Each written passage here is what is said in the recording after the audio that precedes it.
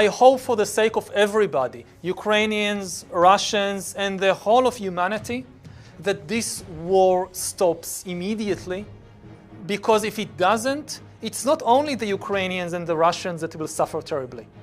Everybody will suffer terribly if this war continues. Explain why. Because of the shock waves destabilizing the whole world. Let's start with the bottom line. Budgets. We have been living in an amazing era of peace in the last few decades, and it wasn't some kind of hippie fantasy. You saw it in the bottom line, you saw it in the budgets. In Europe, in the European Union, the average defense budget of EU members was around 3% of government budget. And that's a historical miracle, almost. For most of history, the budget of kings and emperors and sultans, like 50%, 80% goes to war, goes to the army. In Europe, it's just 3%. In the whole world, the average is about 6%. What we saw already within a few days, Germany doubles its military budget in a day. And I'm not against it. Given what they are facing, it's reasonable for the Germans, for the Poles, for all of Europe to double their budgets. And you see other countries around the world doing the same thing. But this is, a race to the bottom. When they double their budgets, other countries look and feel insecure and double their budgets. So they have to double them again and triple them. And the money that should go to healthcare, that should go to education, that should go to fight climate change, this money will now go to tanks, to missiles, to fighting wars. So there is less healthcare for everybody. And there is maybe no solution to climate change because the money goes to tanks. And in this way, even if you live in Australia, even if you live in Brazil, you will feel the repercussions of this war in less healthcare, in deteriorating ecological crisis, in many other things. Again, another very central question is technology. We are on the verge, we're already in the middle, actually, of new technological arms races in fields like artificial intelligence. And we need global agreement about how to regulate AI and to prevent the worst scenarios. How can we get a global agreement on AI when you have a new Cold War, a new hot war? So in this field too, all hopes of stopping the AI arms race will go up in smoke if this war continues. So again, everybody around the world would feel the consequences in many ways. This is much, much bigger than just another regional conflict.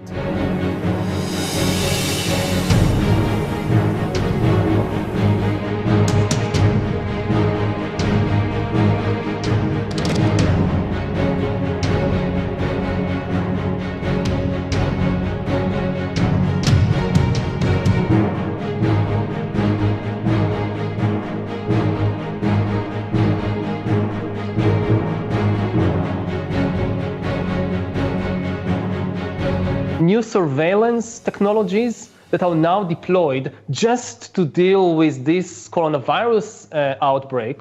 When it's over, some governments may say, yes, but there is a second wave of corona coming, so we have to be prepared. And there is Ebola, and there is also regular flu. Why not protect people against that too with this new surveillance system?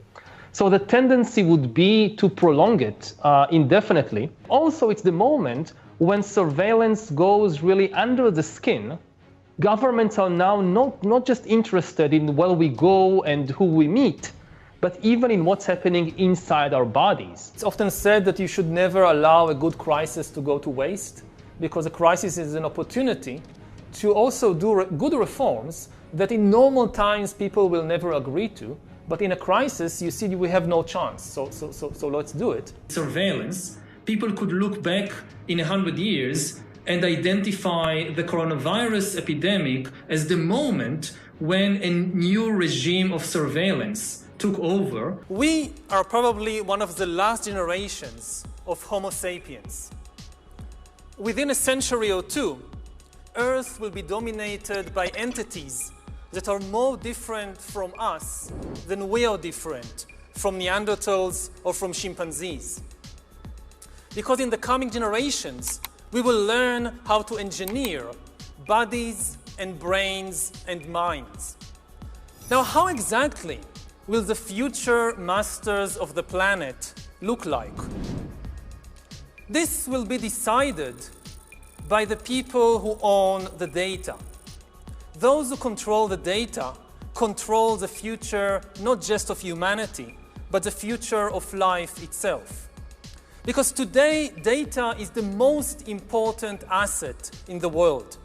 And if too much of the data becomes concentrated in too few hands, humanity will split not into classes. It will split into different species.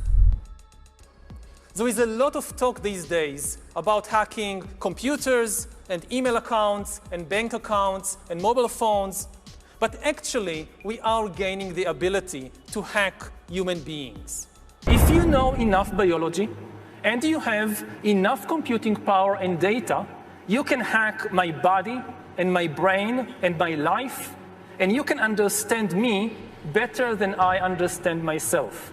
You can know my personality type, my political views, my sexual preferences, my mental weaknesses, my deepest fears and hopes. You know more about me than I know about myself. And you can do that not just to me, but to everyone.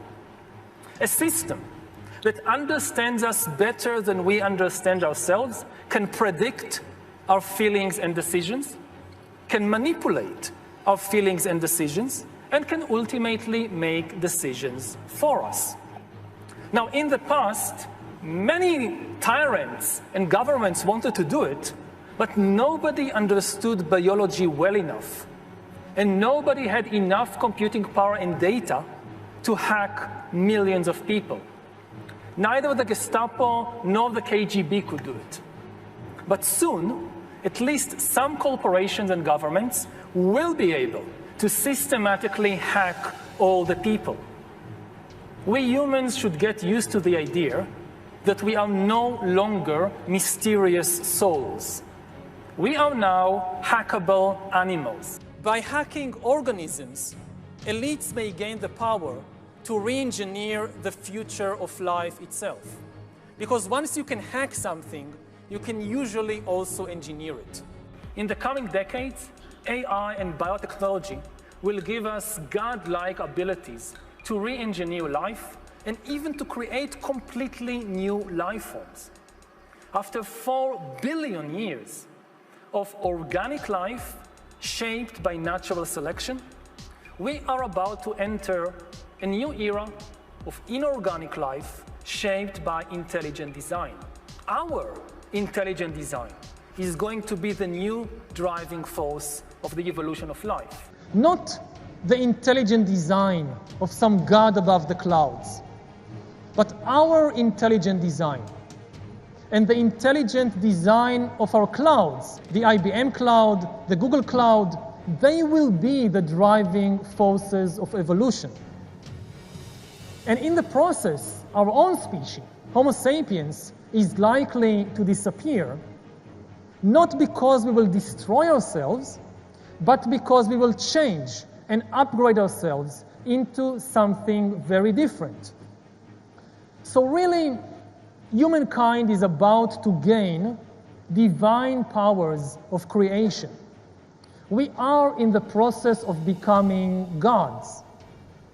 And the big question that faces us in the coming decades is what to do with our new godlike powers. Humans have invented God, and humans have invented heaven and hell, and humans have invented free will. But there is no more truth to free will than there is to heaven and hell. And to prepare for this kind of world, which is coming sooner, I think, than many people realize, we need an antivirus for the brain, for the mind. Even today, you think about something like fake news. Fake news basically uses our own weaknesses against us. If the hackers, if the bots, they discover by monitoring you that you already have a bias against a particular group of people. So they will show you fake news about that particular group because you have an irresistible urge to click on it. What did they do this time? And you will easily believe the fake news because you have this pre-existing bias. So I want an antivirus for the brain that serves me, not some corporation, that also gets to know me and knows that I have this bias against this group and warns me, watch out, you are being manipulated, and maybe even be authorized to block these kinds of manipulations.